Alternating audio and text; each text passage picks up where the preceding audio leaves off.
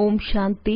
ಇಂದಿನ ದಿನಾಂಕ 10-4-2024. ಪ್ರಾರ್ಥ ಮುರುಳಿ. ಬಾಪ್ ತಾದ ಮಧುಬನ. ಮಧುರ ಮಕ್ಕಳೇ, ತಂದೆಯ ಬಳಿ ನೀವು ರಿಫ್ರೆಶ್ ಆಗಲು ಬಂದಿದ್ದೀರಿ. ಇಲ್ಲಿ ನಿಮಗೆ ಪ್ರಾಪಂಚಿಕ ವಾಯುಮಂಡಲದಿಂದ ದೂರ ಸತ್ಯ ತಂದೆಯ ಸತ್ಯವಾದ ಸಂಘವು ಸಿಗುತ್ತದೆ. ಪ್ರಶ್ನೆ: ತಂದೆಯು ಮಕ್ಕಳ ಉನ್ನತಿಗಾಗಿ ಯಾವ ಒಂದು ಸಲಹೆಯನ್ನು ಕೊಡುತ್ತಾರೆ? ಉತ್ತರ: ಮಧುರ ಮಕ್ಕಳೇ, ಇಂದು ಪರಸ್ಪರ ಸಾಂಸಾರಿಕ ಅಲ್ಲಸಲ್ಲದ ಮಾತುಗಳನ್ನು ಆಡಬೇಡಿ. ಒಂದು ವೇಳೆ ಯಾರಾದರೂ ತಿಳಿಸಿದರೂ ಸಹ ಕೇಳಿಯೂ ಕೇಳದಂತೆ ಇರಿ. ಒಳ್ಳೆಯ ಮಕ್ಕಳು ತಮ್ಮ ಸರ್ವೀಸಿನ ಕರ್ತವ್ಯವನ್ನು ಪೂರ್ಣ ಮಾಡಿ ತಂದೆಯ ನೆನಪಿನಲ್ಲಿ ಮಸ್ತರಾಗಿರುತ್ತಾರೆ. ಆದರೆ ಕೆಲವು ಮಕ್ಕಳು ವ್ಯರ್ಥ ಮಾತುಗಳನ್ನು ಬಹಳ ಖುಷಿಯಿಂದ ಕೇಳುತ್ತಾರೆ ಹಾಗೂ ಹೇಳುತ್ತಾರೆ. ಇದರಲ್ಲಿ ಬಹಳ ಸಮಯವು ನಷ್ಟವಾಗುತ್ತದೆ ಮತ್ತು ಉನ್ನತಿಯೂ ಆಗುವುದಿಲ್ಲ. ಓಂ ಶಾಂತಿ. ಡಬಲ್ ಓಂ ಶಾಂತಿ ಎಂದು ಹೇಳಿದರೂ ಸರಿಯಾಗಿದೆ. ಮಕ್ಕಳಿಗೆ ಅರ್ಥವಂತೂ ತಿಳಿಸಲಾಗಿದೆ. ನಾನು ಆತ್ಮ ಶಾಂತ ಸ್ವರೂಪನಾಗಿದ್ದೇನೆ. ಯಾವಾಗ ನನ್ನ ಧರ್ಮವೇ ಶಾಂತಿಯಾಗಿದೆ ಅಂದ ಮೇಲೆ ಮತ್ತೆ ಕಾಡಿನಲ್ಲಿ ಅಲೆದಾಡುವುದರಿಂದ ಶಾಂತಿ ಸಿಗಲು ಸಾಧ್ಯವಿಲ್ಲ. ನಾನು ಶಾಂತ ಸ್ವರೂಪನಾಗಿದ್ದೇನೆ. ಇದಂತೂ ಬಹಳ ಸಹಜವಾಗಿದೆ. ಆದರೆ ಮಾಯೆಯ ಯುದ್ಧ ಆಗುವ ಕಾರಣ ಸ್ವಲ್ಪ ಕಷ್ಟವಾಗುತ್ತದೆ ಎಂದು ತಂದೆಯು ತಿಳಿಸುತ್ತಾರೆ. ಬೇಅದ್ದಿನ ತಂದೆಯ ವಿನಃ ಈ ಜ್ಞಾನವನ್ನು ಮತ್ಯಾರು ಕೊಡಲು ಸಾಧ್ಯವಿಲ್ಲ ಎಂಬುದು ಎಲ್ಲ ಮಕ್ಕಳಿಗೆ ಗೊತ್ತಿದೆ. ಜ್ಞಾನಸಾಗರ ಒಬ್ಬರೇ ತಂದೆಯಾಗಿದ್ದಾರೆ. ದೇಹಧಾರಿಗಳಿಗೆ ಎಂದೂ ಜ್ಞಾನಸಾಗರ ಎಂದು ಹೇಳಲು ಸಾಧ್ಯವಿಲ್ಲ. ರಚಯಿತನು ರಚನೆಯ ಆದಿ ಮಧ್ಯ ಅಂತ್ಯದ ಜ್ಞಾನವನ್ನು ಕೊಡುತ್ತಾರೆ. ಅದು ನೀವು ಮಕ್ಕಳಿಗೆ ಸಿಗುತ್ತಿದೆ. ಕೆಲವರು ಒಳ್ಳೆಯ ಅನನ್ಯ ಮಕ್ಕಳು ಸಹ ಮರೆತು ಹೋಗುತ್ತಾರೆ. ಏಕೆಂದರೆ ತಂದೆಯ ನೆನಪು ಪಾದರಸದಂತೆ. ಶಾಲೆಯಲ್ಲಿ ಅಂತೂ ಅವಶ್ಯವಾಗಿ ನಂಬರ್ ವಾರ್ ಇರುತ್ತಾರಲ್ಲವೇ? ಶಾಲೆಯಲ್ಲಿ ಸದಾ ಸಂಖ್ಯೆಯನ್ನು ಎಣಿಸಲಾಗುತ್ತದೆ. ಸತ್ಯಯುಗದಲ್ಲಿ ಎಂದೂ ಸಂಖ್ಯೆಯನ್ನು ಎಣಿಸಲಾಗುವುದಿಲ್ಲ. ಇದು ಶಾಲೆಯಾಗಿದೆ. ಇದನ್ನು ಅರಿತುಕೊಳ್ಳುವುದರಲ್ಲಿ ಬಹಳ ಬುದ್ಧಿಯೂ ಬೇಕು. ಅರ್ಧಕಲ್ಪ ಭಕ್ತಿಯಾಗಿದೆ. ಭಕ್ತಿಯ ನಂತರ ಜ್ಞಾನಸಾಗರ ತಂದೆಯು ಜ್ಞಾನವನ್ನು ಕೊಡಲು ಬರುತ್ತಾರೆ. ಭಕ್ತಿ ಮಾರ್ಗದವರು ಎಂದೂ ಜ್ಞಾನವನ್ನು ಕೊಡಲು ಸಾಧ್ಯವಿಲ್ಲ. ಏಕೆಂದರೆ ಎಲ್ಲರೂ ದೇಹಧಾರಿಗಳಾಗಿದ್ದಾರೆ. ಶಿವತಂದೆಯು ಭಕ್ತಿ ಮಾಡುತ್ತಾರೆ ಎಂದು ಹೇಳುವುದಿಲ್ಲ. ಅವರು ಯಾರ ಭಕ್ತಿ ಮಾಡುತ್ತಾರೆ? ಒಬ್ಬರೇ ತಂದೆಯಾಗಿದ್ದಾರೆ. ಅವರಿಗೆ ದೇಹವಿಲ್ಲ. ಅವರು ಯಾರದೇ ಭಕ್ತಿ ಮಾಡುವುದಿಲ್ಲ. ಉಳಿದಂತೆ ಯಾರೆಲ್ಲ ದೇಹಧಾರಿಗಳಿದ್ದಾರೋ ಎಲ್ಲರೂ ಭಕ್ತಿ ಮಾಡುತ್ತಾರೆ. ಏಕೆಂದರೆ ರಚನೆ ಆಗಿದ್ದಾರಲ್ಲವೇ? ರಚಯಿತ ಒಬ್ಬ ತಂದೆಯಾಗಿದ್ದಾರೆ. ಈ ಕಣ್ಣುಗಳಿಂದ ಯಾವುದೆಲ್ಲ ಚಿತ್ರವನ್ನು ನೋಡಲಾಗುತ್ತದೆಯೋ ಅದೆಲ್ಲ ರಚನೆಯಾಗಿದೆ. ಈ ಮಾತುಗಳು ಪದೇ ಪದೇ ಮರೆತು ಹೋಗುತ್ತದೆ. ನಿಮಗೆ ಬೇಅದ್ದಿನ ತಂದೆಯ ಆಸ್ತಿಯು ತಂದೆ ಇಲ್ಲದೆ ಸಿಗಲು ಸಾಧ್ಯವಿಲ್ಲ ಎಂದು ತಂದೆಯು ತಿಳಿಸುತ್ತಾರೆ. ವೈಕುಂಠದ ಆಸ್ತಿಯಂತೂ ನಿಮಗೆ ಸಿಗುತ್ತದೆ. 5000 ವರ್ಷಗಳ ಮೊದಲು ಭಾರತದಲ್ಲಿ ಇವರ ರಾಜ್ಯವಿತ್ತು. 2500 ವರ್ಷಗಳು ಸೂರ್ಯವಂಶಿ ಚಂದ್ರವಂಶೀಯರ ರಾಜಧಾನಿ ನಡೆಯಿತು. ನೀವು ಮಕ್ಕಳೇ ತಿಳಿದುಕೊಂಡಿದ್ದೀರಿ. ಇದಂತೂ ನೆನ್ನೆಯ ಮಾತಾಗಿದೆ. ತಂದೆಯ ವಿನಃ ಮತ್ಯಾರೂ ಇದನ್ನು ತಿಳಿಸಲು ಸಾಧ್ಯವಿಲ್ಲ. ಪತಿತ ಪಾವನ ಆ ತಂದೆಯೇ ಆಗಿದ್ದಾರೆ. ತಿಳಿಸುವುದರಲ್ಲಿಯೂ ಸಹ ಬಹಳ ಶ್ರಮವಾಗುತ್ತದೆ. ಕೋಟಿಯಲ್ಲಿ ಕೆಲವರೇ ತಿಳಿಯುತ್ತಾರೆ ಎಂದು ಸ್ವಯಂ ತಂದೆಯು ಹೇಳುತ್ತಾರೆ. ಈ ಚಕ್ರದ ಬಗ್ಗೆಯೂ ತಿಳಿಸಲಾಗಿದೆ. ಇದು ಇಡೀ ಪ್ರಪಂಚಕ್ಕೆ ಜ್ಞಾನವಾಗಿದೆ. ಏಣಿಯ ಚಿತ್ರವು ಬಹಳ ಚೆನ್ನಾಗಿದೆ. ಆದರೂ ಸಹ ಕೆಲವರು ಸಿಟ್ಟು ಮಾಡಿಕೊಳ್ಳುತ್ತಾರೆ. ವಿವಾಹಕ್ಕಾಗಿ ಮೆಹಲನ್ನು ನಿರ್ಮಿಸುತ್ತಾರೆ. ಅವರಿಗೂ ಸಹ ತಿಳಿಸಿ ದೃಷ್ಟಿ ಕೊಡಿ ಎಂದು ತಂದೆಯು ತಿಳಿಸುತ್ತಾರೆ. ಮುಂದೆ ಹೋದಂತೆ ಎಲ್ಲರಿಗೂ ಈ ಮಾತುಗಳು ಇಷ್ಟವಾಗುತ್ತವೆ. ನೀವು ಮಕ್ಕಳು ತಿಳಿಸಬೇಕಾಗಿದೆ, ತಂದೆಯಂತೂ ಯಾರ ಬಳಿಯೂ ಹೋಗುವುದಿಲ್ಲ. ಭಗವಾನುವಾಚ, ಯಾರು ಪೂಜಾರಿಗಳಾಗಿದ್ದಾರೆಯೋ ಅವರಿಗೆ ಎಂದೂ ಪೂಜ್ಯರು ಎಂದು ಹೇಳುವುದಿಲ್ಲ. ಕಲಿಯುಗದಲ್ಲಿ ಒಬ್ಬರೂ ಸಹ ಪವಿತ್ರರಾಗಲು ಸಾಧ್ಯವಿಲ್ಲ. ಪೂಜ್ಯ ದೇವಿ ದೇವತಾ ಧರ್ಮದ ಸ್ಥಾಪನೆಯನ್ನು ಎಲ್ಲರಿಗಿಂತ ಯಾರು ಶ್ರೇಷ್ಠಾತಿ ಶ್ರೇಷ್ಠ ಪೂಜ್ಯರಾಗಿದ್ದಾರೆಯೋ ಅವರೇ ಮಾಡುತ್ತಾರೆ. ಅರ್ಧಕಲ್ಪ ಪೂಜ್ಯರು ಮತ್ತೆ ಅರ್ಧಕಲ್ಪ ಪೂಜಾರಿಗಳಾಗುತ್ತಾರೆ. ಈ ಬ್ರಹ್ಮರವರೂ ಸಹ ಅನೇಕ ಗುರುಗಳನ್ನು ಮಾಡಿಕೊಂಡಿದ್ದರು. ಈಗ ತಿಳಿಸುತ್ತಾರೆ, ಗುರುಗಳನ್ನು ಮಾಡಿಕೊಳ್ಳುವುದು ಭಕ್ತಿ ಮಾರ್ಗವಾಗಿತ್ತು. ಈಗ ಸದ್ಗುರು ಸಿಕ್ಕಿದ್ದಾರೆ. ಅವರು ಪೂಜ್ಯರನ್ನಾಗಿ ಮಾಡುತ್ತಾರೆ. ಕೇವಲ ಒಬ್ಬರನ್ನಲ್ಲ, ಎಲ್ಲರನ್ನೂ ಮಾಡುತ್ತಾರೆ. ಆತ್ಮಗಳೆಲ್ಲರೂ ಪೂಜ್ಯ ಸತೋಪ್ರಧಾನವಾಗಿ ಬಿಡುತ್ತಾರೆ. ಈಗಂತೂ ತಮೋಪ್ರಧಾನ ಪೂಜಾರಿಗಳಾಗಿದ್ದಾರೆ. ಈಗಂತೂ ಇವೆಲ್ಲ ತಿಳಿದುಕೊಳ್ಳುವ ಮಾತುಗಳಾಗಿವೆ. ಕಲಿಯುಗದಲ್ಲಿ ಒಬ್ಬರೂ ಸಹ ಪವಿತ್ರ ಪೂಜ್ಯರಿರಲು ಸಾಧ್ಯವಿಲ್ಲ ಎಂದು ತಂದೆಯು ತಿಳಿಸುತ್ತಾರೆ. ಎಲ್ಲರೂ ವಿಕಾರದಿಂದ ಜನ್ಮ ಪಡೆಯುತ್ತಾರೆ. ರಾವಣ ರಾಜ್ಯವಾಗಿದೆ. ಈ ಲಕ್ಷ್ಮೀ ನಾರಾಯಣರೂ ಸಹ ಪುನರ್ಜನ್ಮವನ್ನು ಪಡೆಯುತ್ತಾರೆ. ಆದರೆ ಅವರು ಪೂಜ್ಯರಾಗಿದ್ದಾರೆ, ಏಕೆಂದರೆ ಅಲ್ಲಿ ರಾವಣ ಇರುವುದಿಲ್ಲ. ಶಬ್ದವನ್ನು ಹೇಳುತ್ತಾರೆ. ಆದರೆ ರಾಮರಾಜ್ಯವು ಯಾವಾಗ ಮತ್ತು ರಾವಣ ರಾಜ್ಯವು ಯಾವಾಗ ಇರುತ್ತದೆ ಎಂಬುದನ್ನು ತಿಳಿದುಕೊಂಡಿಲ್ಲ. ಈ ಸಮಯದಲ್ಲಿ ನೋಡಿ, ಎಷ್ಟೊಂದು ಸಭೆಗಳಿವೆ. ಎಲ್ಲಿಂದಾದರೂ ಏನಾದರೂ ಸಿಕ್ಕಿದರೆ ಒಂದು ಕಡೆ ಬಿಟ್ಟು ಇನ್ನೊಂದು ಕಡೆ ಹೊರಟು ಹೋಗುತ್ತಾರೆ. ನೀವು ಈ ಸಮಯದಲ್ಲಿ ಪಾರಸ ಬುದ್ಧಿ ಉಳ್ಳವರಾಗುತ್ತಿದ್ದೀರಿ.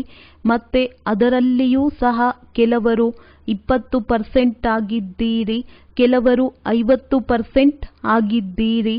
ಈಗ ರಾಜಧಾನಿಯು ಸ್ಥಾಪನೆ ಆಗುತ್ತಿದೆ ಎಂದು ತಂದೆಯು ತಿಳಿಸುತ್ತಾರೆ. ಈಗ ಮೇಲಿನಿಂದ ಉಳಿದಿರುವ ಆತ್ಮಗಳು ಬರುತ್ತಿದ್ದಾರೆ. ಸರ್ಕಸ್ನಲ್ಲಿಯೂ ಸಹ ಕೆಲವರು ಒಳ್ಳೊಳ್ಳೆಯ ಪಾತ್ರಧಾರಿಗಳು ಇರುತ್ತಾರೆ, ಕೆಲವರು ಹಗುರರು ಇರುತ್ತಾರೆ. ಇದು ಬೇಹದ್ದಿನ ಮಾತಾಗಿದೆ. ಮಕ್ಕಳಿಗೆ ಎಷ್ಟು ಚೆನ್ನಾಗಿ ತಿಳಿಸಲಾಗುತ್ತದೆ. ಇಲ್ಲಿ ನೀವು ಮಕ್ಕಳು ರಿಫ್ರೆಶ್ ಆಗಲು ಬಂದಿದ್ದೀರಿ, ಗಾಳಿಯನ್ನು ಸೇವಿಸುವುದಕ್ಕೆ ಅಲ್ಲ. ಕೆಲವರು ಕಲ್ಲು ಬುದ್ಧಿಯವರನ್ನು ಕರೆದುಕೊಂಡು ಬರುತ್ತಾರೆಂದರೆ ಅವರು ಪ್ರಾಪಂಚಿಕ ವಾಯುಮಂಡಲದಲ್ಲಿಯೇ ಇರುತ್ತಾರೆ. ಈಗ ನೀವು ಮಕ್ಕಳು ತಂದೆಯ ಶ್ರೀಮತದಿಂದ ಮಾಯೆಯ ಮೇಲೆ ವಿಜಯವನ್ನು ಪ್ರಾಪ್ತಿ ಮಾಡಿಕೊಳ್ಳುತ್ತೀರಿ.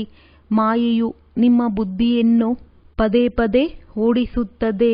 ಇಲ್ಲಂತೂ ತಂದೆಯು ಆಕರ್ಷಣೆ ಮಾಡುತ್ತಾರೆ. ತಂದೆ ಎಂದು ಯಾವುದೇ ವಿರುದ್ಧವಾದ ಮಾತುಗಳನ್ನು ಮಾತನಾಡುವುದಿಲ್ಲ. ತಂದೆಯು ಸತ್ಯವನ್ನೇ ಹೇಳುತ್ತಾರಲ್ಲವೇ. ನೀವು ಇಲ್ಲಿ ಸತ್ಯ ತಂದೆಯ ಸಂಘದಲ್ಲಿ ಕುಳಿತಿದ್ದೀರಿ. ಉಳಿದವರೆಲ್ಲರೂ ಅಸತ್ಯದಲ್ಲಿ ಇದ್ದಾರೆ. ಅದಕ್ಕೆ ಸತ್ಯ ಸಂಘವೆಂದು ಹೇಳುವುದೂ ಸಹ ದೊಡ್ಡ ತಪ್ಪಾಗುತ್ತದೆ. ನಿಮಗೆ ಗೊತ್ತಿದೆ, ಒಬ್ಬ ತಂದೆಯೇ ಸತ್ಯವಾಗಿದ್ದಾರೆ. ಮನುಷ್ಯರು ಸತ್ಯ ಪರಮಾತ್ಮನ ಪೂಜೆ ಮಾಡುತ್ತಾರೆ. ಆದರೆ ನಾವು ಯಾರ ಪೂಜೆ ಮಾಡುತ್ತಿದ್ದೇವೆ ಎಂದು ಅವರಿಗೆ ತಿಳಿದಿಲ್ಲ. ಅಂದ ಮೇಲೆ ಅದಕ್ಕೆ ಅಂಧಶ್ರದ್ಧೆ ಎಂದು ಹೇಳಲಾಗುತ್ತದೆ. ಅಘಾಂಕ ರವರನ್ನು ನೋಡಿ, ಎಷ್ಟೊಂದು ಜನ ಅನುಯಾಯಿಗಳಿದ್ದಾರೆ. ಅವರು ಎಲ್ಲಿಯೇ ಹೋಗುತ್ತಾರೆಂದರೆ ಅವರಿಗೆ ಬಹಳ ಗೌರವ ಸಿಗುತ್ತದೆ. ವಜ್ರಗಳಲ್ಲಿ ತೂಕ ಮಾಡುತ್ತಾರೆ, ಇಲ್ಲವೆಂದರೆ ವಜ್ರಗಳು ಎಂದೂ ತೂಕ ಮಾಡುವುದಿಲ್ಲ. ಸತ್ಯಯುಗದಲ್ಲಿ ವಜ್ರ ವೈಡೂರ್ಯಗಳಂತೂ ನಿಮಗೆ ಕಲ್ಲಿನ ಸಮಾನವಾಗಿರುತ್ತವೆ. ಅದನ್ನು ಮನೆಗಳನ್ನು ಕಟ್ಟಲು ಉಪಯೋಗಿಸುತ್ತಾರೆ. ಇಲ್ಲಂತೂ ಯಾರೂ ಆ ರೀತಿ ಇಲ್ಲ. ಯಾರೂ ಸಹ ವಜ್ರಗಳನ್ನು ದಾನ ಮಾಡುವವರೂ ಇಲ್ಲ. ಮನುಷ್ಯರ ಬಳಿ ಬಹಳ ಹಣವಿದೆ, ಆದ್ದರಿಂದ ದಾನ ಮಾಡುತ್ತಾರೆ. ಆದರೆ ಆ ದಾನವನ್ನು ಪಾಪಾತ್ಮರಿಗೆ ಮಾಡುವ ಕಾರಣ ಕೊಡುವವರಿಗೂ ಪಾಪವಾಗುತ್ತದೆ. ಅಜಾಮಿಳರಂತಹ ಪಾಪಾತ್ಮರಾಗಿ ಬಿಡುತ್ತಾರೆ. ಇದನ್ನು ಭಗವಂತನೇ ತಿಳಿಸುತ್ತಾರೆ, ಮನುಷ್ಯರಲ್ಲ. ಆದ್ದರಿಂದ ನಿಮ್ಮದು ಯಾವ ಚಿತ್ರಗಳು ಇದೆಯೋ ಅದರ ಮೇಲೆ ಸದಾ ಭಗವಾನುವಾಚ ಎಂದು ಬರೆದಿರಲಿ. ಸದಾ ತ್ರಿಮೂರ್ತಿ ಶಿವ ಭಗವಾನುವಾಚ ಎಂದು ಬರೆಯಿರಿ. ಕೇವಲ ಭಗವಂತ ಎಂದು ಹೇಳಿದರೂ ಮನುಷ್ಯರು ತಬ್ಬಿಬ್ಬಾಗುತ್ತಾರೆ. ಭಗವಂತ ನಿರಾಕಾರನಾಗಿದ್ದಾರೆ. ಆದ್ದರಿಂದ ತ್ರಿಮೂರ್ತಿ ಎಂಬುದನ್ನು ಅವಶ್ಯವಾಗಿ ಬರೆಯಬೇಕಾಗಿದೆ. ಅದರಲ್ಲಿ ಕೇವಲ ಶಿವ ತಂದೆಯ ಜೊತೆಗೆ ಬ್ರಹ್ಮ, ವಿಷ್ಣು, ಶಂಕರ ಎಂಬ 3 ಹೆಸರಿದೆ. ಬ್ರಹ್ಮದೇವತಾಯ ನಮಃ ಮತ್ತೆ ಅವರನ್ನು ಗುರು ಎಂದು ಹೇಳುತ್ತಾರೆ. ಶಿವಶಂಕರ ಒಂದೇ ಎಂದು ಹೇಳಿಬಿಡುತ್ತಾರೆ. ಶಂಕರನು ಹೇಗೆ ಜ್ಞಾನ ಕೊಡುತ್ತಾರೆ? ಅಮರ ಕಥೆಯೂ ಇದೆ. ತಾವೆಲ್ಲರೂ ಪಾರ್ವತಿಯರೂ ಆಗಿದ್ದೀರಿ. ತಂದೆಯು ತಾವೆಲ್ಲ ಮಕ್ಕಳಿಗೆ ಆತ್ಮ ಎಂದು ತಿಳಿದು ಜ್ಞಾನವನ್ನು ಕೊಡುತ್ತಾರೆ. ಭಕ್ತಿಯ ಫಲವನ್ನು ಭಗವಂತನೇ ಕೊಡುತ್ತಾರೆ. ಒಬ್ಬರೇ ಶಿವ ತಂದೆಯಾಗಿದ್ದಾರೆ. ಈಶ್ವರ, ಭಗವಂತ ಇತ್ಯಾದಿಯೂ ಅಲ್ಲ. ಶಿವ ತಂದೆ ಎಂಬ ಹೆಸರು ಬಹಳ ಮಧುರವಾಗಿದೆ. ಮಧುರ ಮಕ್ಕಳೇ ಎಂದು ಸ್ವಯಂ ತಂದೆಯೇ ಹೇಳುತ್ತಾರೆಂದರೆ ಬಾಬಾ ಆಗಿದ್ದಾರಲ್ಲವೇ? ಆತ್ಮಗಳಿಗೆ ಸಂಸ್ಕಾರವನ್ನು ತುಂಬಿಸಲಾಗುತ್ತದೆ ಎಂದು ತಂದೆಯು ತಿಳಿಸುತ್ತಾರೆ. ಆತ್ಮವು ನಿರ್ಲೇಪವಲ್ಲ. ನಿರ್ಲೇಪವಾಗಿದ್ದರೆ ಪತಿತ ಹೇಗಾಗುತ್ತದೆ? ಅವಶ್ಯವಾಗಿ ಲೇಪಚೇಪವಿದೆ. ಅದರಿಂದಲೇ ಪತಿತ ಆಗುತ್ತದೆ. ಭ್ರಷ್ಟಾಚಾರಿಗಳೆಂದು ಹೇಳುತ್ತಾರೆ. ದೇವತೆಗಳು ಶ್ರೇಷ್ಠಾಚಾರಿಗಳು. ತಾವು ಸರ್ವಗುಣ ಸಂಪನ್ನರು, ತಾವು ನೀಚರು, ಪಾಪಿಗಳು ಎಂದು ದೇವತೆಗಳ ಮಹಿಮೆ ಮಾಡುತ್ತಾರೆ. ಆದ್ದರಿಂದ ತಮ್ಮನ್ನು ದೇವತೆಗಳು ಎಂದು ಹೇಳಿಕೊಳ್ಳಲು ಸಾಧ್ಯವಿಲ್ಲ. ಈಗ ತಂದೆಯು ಕುಳಿತು ಮನುಷ್ಯರನ್ನು ದೇವತೆಗಳನ್ನಾಗಿ ಮಾಡುತ್ತಾರೆ. ಗುರುನಾನಕರ ಗ್ರಂಥದಲ್ಲಿಯೂ ಮಹಿಮೆ ಇದೆ. ಸಿಖ್ಖರು ಸತ್ ಶ್ರೀ ಅಕಾಲ್ ಎಂದು ಹೇಳುತ್ತಾರೆ. ಯಾರು ಅಕಾಲ ಮೂರ್ತಿ ಆಗಿದ್ದಾರೋ ಅವರು ಸತ್ಯ ಸದ್ಗುರು ಆಗಿದ್ದಾರೆ ಅಂದಾಗ ಅವರೊಬ್ಬರನ್ನೇ ಒಪ್ಪಬೇಕು. ಹೇಳುವುದು ಒಂದು ಮತ್ತು ಮಾಡುವುದೇ ಇನ್ನೊಂದು. ಅರ್ಥವೇನನ್ನು ತಿಳಿದಿಲ್ಲ. ಈಗ ತಂದೆ ಯಾರು ಸದ್ಗುರು ಆಗಿದ್ದಾರೆ, ಅಕಾಲ ಮೂರ್ತಿ ಆಗಿದ್ದಾರೆ, ಅವರೇ ಸ್ವಯಂ ತಿಳಿಸುತ್ತಾರೆ. ನಿಮ್ಮಲ್ಲಿಯೂ ನಂಬರ್ ವಾರ್ ಇದ್ದಾರೆ. ಕೆಲವರು ಸನ್ಮುಖದಲ್ಲಿ ಕುಳಿತಿದ್ದರೂ ಸಹ ಏನನ್ನೂ ತಿಳಿದುಕೊಳ್ಳುವುದಿಲ್ಲ. ಕೆಲವರು ಇಲ್ಲಿಂದ ಹೊರಗೆ ಹೋದರೆ ಸಮಾಪ್ತಿ ಆಗಿಬಿಡುತ್ತಾರೆ. ಮಕ್ಕಳೇ, ಎಂದೂ ಸಹ ಲೌಕಿಕದ ಅಲ್ಲಸಲ್ಲದ ಮಾತುಗಳನ್ನು ಕೇಳಬೇಡಿ ಎಂದು ತಂದೆಯೂ ಸಹ ನಿಷೇಧಿಸುತ್ತಾರೆ. ಕೆಲವರಂತೂ ಇಂತಹ ಮಾತುಗಳನ್ನು ಬಹಳ ಖುಷಿಯಿಂದ ಕೇಳುತ್ತಾರೆ ಮತ್ತು ಹೇಳುತ್ತಾರೆ. ತಂದೆಯ ಮಹಾವಾಕ್ಯಗಳನ್ನೇ ಮರೆತು ಹೋಗುತ್ತಾರೆ. ವಾಸ್ತವದಲ್ಲಿ ಯಾರು ಒಳ್ಳೆಯ ಮಕ್ಕಳಿದ್ದಾರೋ ಅವರ ತಮ್ಮ ಸೇವಾ ಕರ್ತವ್ಯವನ್ನು ಮುಗಿಸಿ ಮತ್ತು ತಮ್ಮ ಮಸ್ತಿಯಲ್ಲಿ ಇರುತ್ತಾರೆ. ಕೃಷ್ಣ ಮತ್ತು ಕ್ರಿಶ್ಚಿಯನ್ನ ಬಹಳ ಒಳ್ಳೆಯ ಸಂಬಂಧವಿದೆ ಎಂದು ತಂದೆಯು ತಿಳಿಸುತ್ತಾರೆ. ಕೃಷ್ಣನದ್ದು ರಾಜಧಾನಿ ಇರುತ್ತದೆಯಲ್ಲವೇ? ನಂತರ ಲಕ್ಷ್ಮೀನಾರಾಯಣ ಎಂಬ ಹೆಸರು ಬರುತ್ತದೆ. ವೈಕುಂಠ ಎಂದು ಹೇಳಿದ ತಕ್ಷಣ ಕೃಷ್ಣನ ಹೆಸರು ನೆನಪಿಗೆ ಬರುತ್ತದೆ. ಲಕ್ಷ್ಮೀ ನಾರಾಯಣರ ಹೆಸರು ನೆನಪಿಗೆ ಬರುವುದಿಲ್ಲ.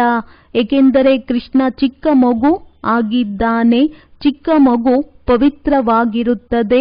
ಮಕ್ಕಳು ಹೇಗೆ ಜನಿಸುತ್ತಾರೆ? ನರ್ಸ್ ನಿಂತಿರುತ್ತಾರೆ. ತಕ್ಷಣ ಎತ್ತಿಕೊಳ್ಳುತ್ತಾರೆ, ಸಂಭಾಲನೆ ಮಾಡುತ್ತಾರೆ. ಇದನ್ನು ಸಹ ನೀವು ಸಾಕ್ಷಾತ್ಕಾರದಲ್ಲಿ ನೋಡಿದ್ದೀರಿ. ಬಾಲ್ಯ, ಯೌವನ ವೃದ್ಧ ಬೇರೆ ಬೇರೆ ಆಗಿ ಪಾತ್ರವನ್ನು ಅಭಿನಯಿಸಲಾಗುತ್ತದೆ.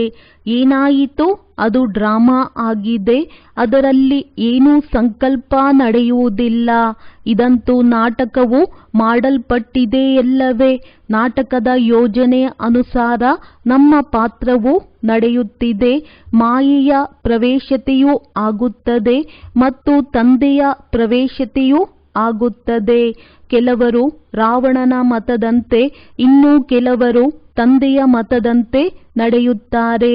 ರಾವಣ ಯಾರು ಎಂದಾದರೂ ನೋಡಿದ್ದೀರಾ? ಕೇವಲ ಚಿತ್ರವನ್ನು ನೋಡಿದ್ದೀರಿ. ಶಿವತಂದೆಗಂತೂ ಈ ಜ್ಯೋತಿ ಸ್ವರೂಪವಾದರೂ ಇದೆ, ಆದರೆ ರಾವಣನಿಗೆ ರೂಪವೇ ಇಲ್ಲ. ಪಂಚವಿಕಾರರೂಪಿ ಭೂತವು ಯಾವಾಗ ಬಂದು ಪ್ರವೇಶ ಮಾಡುತ್ತದೆಯೋ ಆಗ ರಾವಣನೆಂದು ಹೇಳಲಾಗುತ್ತದೆ. ಇದು ಭೂತಗಳ ಪ್ರಪಂಚ, ಆಸುರಿ ಪ್ರಪಂಚವಾಗಿದೆ. ನಾವು ಆತ್ಮಗಳು ಈಗ ಸುಧಾರಣೆ ಆಗುತ್ತಾ ಹೋಗುತ್ತಿದ್ದೇವೆ ಎಂದು ನಿಮಗೆ ಗೊತ್ತಿದೆ. ಇಲ್ಲಂತೂ ಶರೀರವು ಆಸುರಿ ಶರೀರ ಆಗಿದೆ. ಆತ್ಮವು ಸುಧಾರಣೆ ಆಗುತ್ತಾ ಆಗುತ್ತಾ ಪಾವನ ಆಗಿಬಿಡುತ್ತದೆ. ಮತ್ತೆ ಈ ಶರೀರವನ್ನು ಬಿಟ್ಟು ಬಿಡುತ್ತೀರಿ. ನಂತರ ನಿಮಗೆ ಸತೋ ಪ್ರಧಾನ ಶರೀರವು ಸಿಗುತ್ತದೆ. ಕಂಚನ ಕಾಯವು ಸಿಗುತ್ತದೆ. ಅದು ಸಹ ಯಾವಾಗ ಸಿಗುತ್ತದೆ? ಆತ್ಮವು ಕಂಚನವಾದಾಗ ಸಿಗುತ್ತದೆ. ಹೇಗೆ ಚಿನ್ನವು ಶುದ್ಧವಾಗಿದ್ದರೆ ಆಭರಣಗಳು ಶುದ್ಧ ಆಗುತ್ತವೆ. ಚಿನ್ನದಲ್ಲಿ ಬೆರಕೆಯನ್ನು ಹಾಕುತ್ತಾರೆ. ಈಗ ನೀವು ಮಕ್ಕಳ ಬುದ್ಧಿಯಲ್ಲಿ ಆದಿ ಮಧ್ಯ ಅಂತ್ಯದ ಜ್ಞಾನವು ತಿರುಗುತ್ತಿರುತ್ತದೆ. ಮನುಷ್ಯರು ಏನನ್ನೂ ತಿಳಿದುಕೊಂಡಿಲ್ಲ. ಋಷಿ ಮುನಿಗಳು ಎಲ್ಲರೂ ಸಹ ನೇತಿ ನೇತಿ, ಗೊತ್ತಿಲ್ಲ ಗೊತ್ತಿಲ್ಲ ಎಂದು ಹೇಳಿ ಹೋದರು ಎಂದು ಹೇಳುತ್ತಾರೆ. ನಾವು ಹೇಳುತ್ತೇವೆ, ಈ ಲಕ್ಷ್ಮೀನಾರಾಯಣರೊಂದಿಗೆ ಕೇಳಿದರೆ ಇವರೂ ಸಹ ನೇತಿ ನೇತಿ ಎಂದು ಹೇಳುತ್ತಾರೆ. ಆದರೆ ಇವರೊಂದಿಗೆ ಕೇಳಲಾಗುವುದಿಲ್ಲ. ಕೇಳುವವರು ಯಾರು? ಗುರುಗಳೊಂದಿಗೆ ಕೇಳಲಾಗುತ್ತದೆ. ನೀವು ಅವರೊಂದಿಗೆ ಈ ಪ್ರಶ್ನೆಗಳನ್ನು ಮಾಡಬಹುದು. ನೀವು ತಿಳಿಸಿಕೊಡಲು ಎಷ್ಟು ತಲೆ ಕೆಡಿಸಿಕೊಳ್ಳುತ್ತೀರಿ? ಗಂಟಲು ಕಟ್ಟಿಬಿಡುತ್ತದೆ. ಯಾರು ತಿಳಿದುಕೊಳ್ಳುತ್ತಾರೋ ಅಂತಹ ಮಕ್ಕಳಿಗೆ ತಂದೆಯು ತಿಳಿಸುತ್ತಾರಲ್ಲವೇ? ಅನ್ಯರ ಜೊತೆ ವ್ಯರ್ಥವಾಗಿ ತಲೆ ಕೆಡಿಸಿಕೊಳ್ಳುತ್ತಾರೆಯೇ? ಒಳ್ಳೆಯದು. ಮಧುರಾತಿ ಮಧುರ ಅಗಲಿ ಮರಳಿ ಸಿಕ್ಕಿರುವಂತಹ ಮಕ್ಕಳಿಗೆ ಪ್ರೀತಿಯ ಮಾತ್ಪಿತಾ ಬಾಪ್ತಾದರವರ ನೆನಪು, ಪ್ರೀತಿ ಹಾಗೂ ಸುಪ್ರಭಾತ. ಆತ್ಮೀಯ ಮಕ್ಕಳಿಗೆ ಆತ್ಮೀಯ ತಂದೆಯ ನಮಸ್ತೆ. ಧಾರಣೆಗಾಗಿ ಮುಖ್ಯ ಸಾರ: ಸೇವಾ ಕರ್ತವ್ಯವನ್ನು ಮುಗಿಸಿ ನಂತರ ತಮ್ಮ ಮಸ್ತಿಯಲ್ಲಿ ಇರಬೇಕಾಗಿದೆ. ವ್ಯರ್ಥ ಮಾತುಗಳನ್ನು ಕೇಳಬಾರದು, ಹೇಳಲು ಬಾರದು. ಒಬ್ಬ ತಂದೆಯ ಮಹಾವಾಕ್ಯಗಳನ್ನೇ ಸ್ಮೃತಿಯಲ್ಲಿ ಇಟ್ಟುಕೊಳ್ಳಬೇಕಾಗಿದೆ. ಅವುಗಳನ್ನು ಮರೆಯಬಾರದು. ಸದಾ ಖುಷಿ ಇರಲಿ. ರಚಯಿತ ಮತ್ತು ರಚನೆಯ ಜ್ಞಾನವು ಬುದ್ಧಿಯಲ್ಲಿ ತಿರುಗುತ್ತಿರಲಿ, ಅರ್ಥಾತ್ ಅದರ ಸ್ಮರಣೆಯೇ ನಡೆಯುತ್ತಿರಲಿ. ಯಾವುದೇ ಮಾತಿನಲ್ಲಿ ಸಂಕಲ್ಪವೂ ನಡೆಯಬಾರದು. ಅದಕ್ಕಾಗಿ ನಾಟಕವನ್ನು ಚೆನ್ನಾಗಿ ಅರಿತುಕೊಂಡು ಪಾತ್ರವನ್ನು ಅಭಿನಯಿಸಬೇಕಾಗಿದೆ. ವರದಾನ: ನನ್ನತನ ಎನ್ನುವುದನ್ನು ಬಾಬಾ ಎನ್ನುವುದರಲ್ಲಿ ಸಮಾವೇಶವಾಗಿ ಬಿಡುವುದೇ ನಿರಂತರ ಯೋಗಿ, ಸಹಯೋಗಿ, ಸಹಜ ಯೋಗಿ ಭವ. ಯಾವ ಮಕ್ಕಳಿಗೆ ತಂದೆಯ ಪ್ರತಿ ಶ್ವಾಸದಲ್ಲಿ ಪ್ರೀತಿ ಇದೆ, ಪ್ರತಿ ಶ್ವಾಸದಲ್ಲಿ ಬಾಬಾ ಬಾಬಾ ಇರುತ್ತೆ, ಅವರಿಗೆ ಯೋಗದ ಪರಿಶ್ರಮ ಮಾಡುವ ಅಗತ್ಯವಿಲ್ಲ. ನೆನಪಿನ ಪ್ರೂಫ್ ಆಗಿದೆ. ಕೆಲವೊಮ್ಮೆ ಮುಖದಿಂದ ನಾನು ಎನ್ನುವ ಶಬ್ದ ಹೊರಬರಲು ಸಾಧ್ಯವಿಲ್ಲ. ಬಾಬಾ ಬಾಬಾ ಎಂದೇ ಹೊರಬರುವುದು. ನನ್ನತನ ಬಾಬಾರವರಲ್ಲಿ ಸಮಾವೇಶವಾಗಿ ಬಿಡಬೇಕು. ಬಾಬಾ ಬೆನ್ನೆಲುಬಾಗಿದ್ದಾರೆ. ಬಾಬಾ ಮಾಡಿಸಿದ್ದಾರೆ. ಬಾಬಾ ಸದಾ ಜೊತೆಯಲ್ಲಿದ್ದಾರೆ. ನೀವು ಜೊತೆಯಲ್ಲಿರಬೇಕು. ಊಟ ಮಾಡಬೇಕು, ನಡೆಯಬೇಕು, ತಿರುಗಾಡಬೇಕು. ಇದು ಇಮರ್ಜ್ ರೂಪದಲ್ಲಿ ಸ್ಮೃತಿ ಇರಬೇಕು. ಆಗ ಹೇಳಲಾಗುವುದು ಸಹಜ ಯೋಗಿ. ಸ್ಲೋಗನ್: ನಾನು ನಾನು ಎಂದರೆ ಮಾಯಾರೂಪಿ ಬೆಕ್ಕನ್ನು ಆಹ್ವಾನ ಮಾಡಿದ ಹಾಗೆ. ಒಳ್ಳೆಯದು. ಓಂ ಶಾಂತಿ.